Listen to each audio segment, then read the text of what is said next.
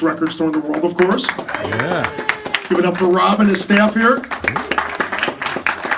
My name is Rich Russo, host of Anything on DHA and the Rat here. Also, the Jersey guy does Jersey on Sirius XM, so I feel I have a little connection here to be up here. But we're going to bring up a real Jersey guy who's actually, it's fitting that we're doing this in a record store because he is a major record collector. So I'm assuming after this all happens, he's going to be shopping for a little bit. Please don't bother him. Let him shop. Let him spend some money. Let him buy some records and do some cool things. Of course, we know there's a couple rules.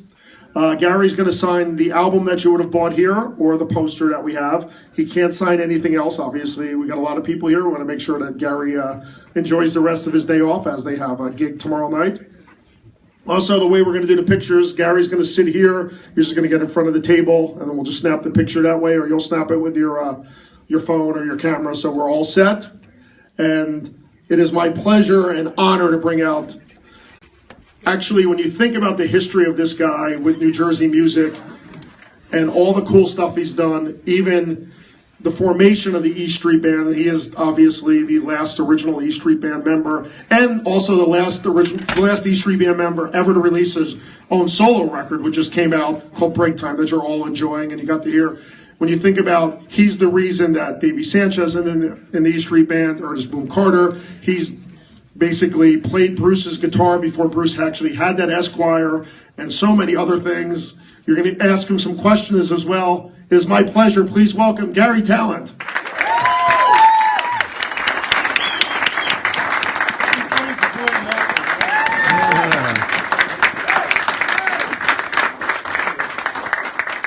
Hey, everybody. Hey. Oh, I'm sitting down. Sit down. You get to relax. He stands all night for a show, so we're going to let him sit down and answer some questions. And let's start off. I'm going to ask a pretty easy question for you. Last night, you guys opened the show with a tribute to Prince with Purple Rain. So tell us what your feelings are on Prince and how, you're a big music fan. So what did he mean to the world? And obviously it was very sad for you guys to put together that song, but obviously how great you guys did it. So little words on Prince to begin tonight. Well, I mean, so much has been said over the last few days. It's pretty obvious that he was one of the major talents that we've seen in rock and roll. I don't think there's too many that compare with him.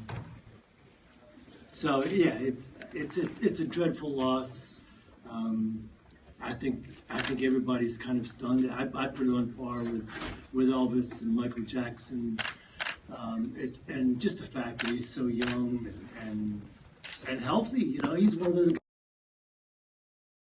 who didn't do drugs, but that's life. That's the way it goes, and we're gonna miss him. We're gonna miss him bad. And as far as the tribute, I mean, how could you not? How could you not? And then when you think about what song to do, Purple Rain was pretty obvious. So rather than try to think of something obscure and cute, we just had to do what I think everybody kind of was expecting. And I hope it turned out well. Oh, yeah. Did it turn out well? Fantastic. Yeah. We've been panicking at sound check. How are we going to pull this off? Hopefully we did. Are you gonna play tomorrow night too? I don't know. We'll see. I wasn't there last night. I don't know. I don't have the answer for you. Thank you. There'll be a lot of those I don't have answers for. And Rob Roth, owner of Vintage Vinyl, has a couple of prepared questions before we get to the audience Q&A. I'll ask you a couple of questions from here, and then we'll let people come up. I have a bunch here. I won't go in order. What was your first instrument, and what age did you pick up the bass? My first instrument was probably flute in 4th grade. They handed me a flute. I played on that for a while, and then switched to clarinet. And yeah, I guess like all kids do. And then I switched back and forth. Well, when the Beatles came out, everybody had a bass. Nobody really knew what a bass did. So I played a little guitar, and in school, by that time I'd switched to tuba. So I kind of had an idea what a bass did. And so everybody needed a bass player. I didn't have a bass, so I just borrowed one from Southside Johnny, because he couldn't figure out what to do with it. So I became a bass player. I guess that answers also one of my questions: is how did you come to play tuba on Wild Billy's Circus? So that's because you played tuba. Were you in the marching band? Yeah, I hated marching season. A little skinny kid carrying a sousaphone was pretty ridiculous. Why do they give the biggest instruments to the smallest kids? I'll never know that. They're sadists. That's all there is to it. I'll ask one more question before I turn it over, and then I have more. But okay, so Bruce always calls out a lot of songs from the stage. How many songs approximately you think you could play at like the drop of a hat? Depends on what songs. Well, that's the question. Do you have a I had repertoire? probably thousands. Thousands. Did you ever? Did he Rock ever and pull roll out a with song 3 chords, you know. that you never heard before and had to play that you didn't even know the song? Yes. I couldn't tell you exactly. So you were able to fake it. Yeah, usually. I don't know how well, but you're kind of stuck in that position. So, yeah. My mantra is when in doubt, lay out. So, it's pretty easy to hear it once and then you can pick up on it. Cool. All right, I'll open this up to anyone who wants to come up and ask a question. Why don't you come up here? This is just like the Johnny Carson show. Right? Hey, Gary, I got 2 questions. You want the first one or the second one? Let's start with the second one. Second one, if you were putting together a band and you couldn't pick Max, what drummer would you pick? Well, I put together a band back in Nashville. A fellow named Steve Eby. We played together. We just do covers and stuff. But he's a terrific drummer. He's from Memphis, and he really kind of holds the band together. We do covers of classic albums, and we only do them once. So we have like one rehearsal, and everybody just does their homework. So Steve is the one that has all the stuff written out, and he knows what's going on. So whenever we get to a tricky spot, we all look at Steve because he goes here. So there's Max and I have been playing together for a long time, so we're kind of joined at the hip. But Jimmy Lester played on this record that I did, and we played in different bands. We play in a Chuck Berry cover band, and we play in our 60s garage band, things we just do for fun. But Max is unique, and I think that's the E Street Band, A lot of great drummers, a lot of great musicians. I like to play with a lot of different people because you learn from every one of them. And if you can play any, what song do you, when you're looking out in the crowd and you see the sign, I'm hoping Bruce picks that sign. What's the song that you want to play? Jeez. I always say I like the song I'm playing at the moment. That's always the best one. I thought these were great questions. Great questions. Thank you. My name's Leon and Gary. You're awesome.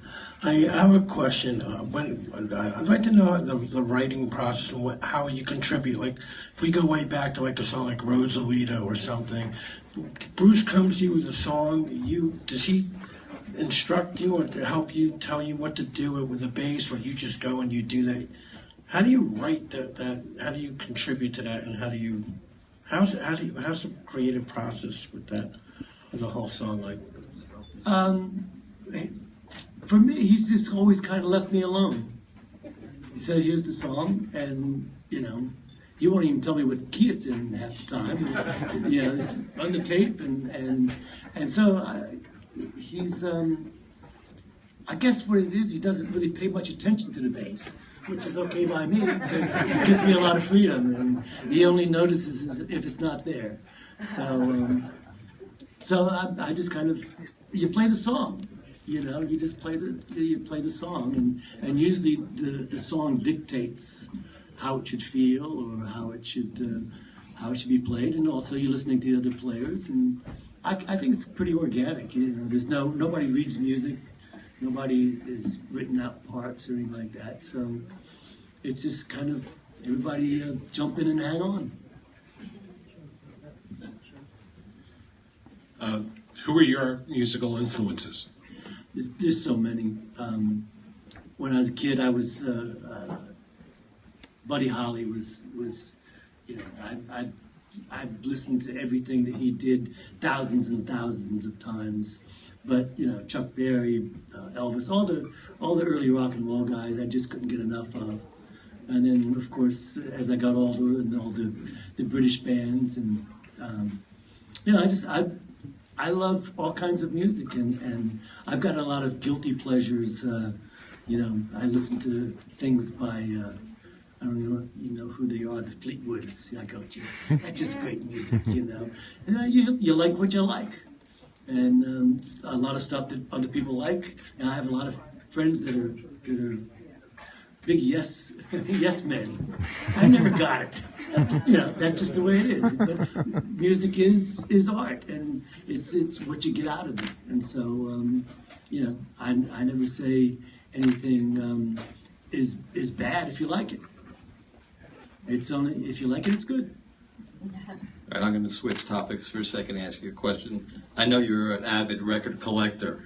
What was the greatest record find that you came across? Ooh, that's hard. Gamble Records, Moses. Oh, yeah. That's the one. He found a record that I played on back in the '60s on some label I never knew it even came out on. So I mean, it's like it's all there's always.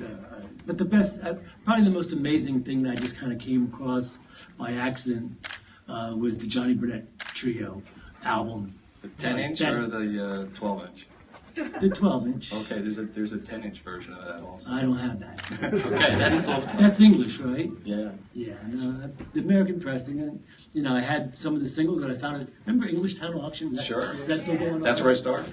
Oh, okay. Well, we used to go out there, you know, with flashlights in the middle of the night, and I remember finding the first Johnny Burnett single. I knew him as a pop singer in the '60s, and I came across Train Kept a Rollin' in this box of records, and I never knew he did this raw rockabilly stuff. And I got into that, you know, even as an older guy.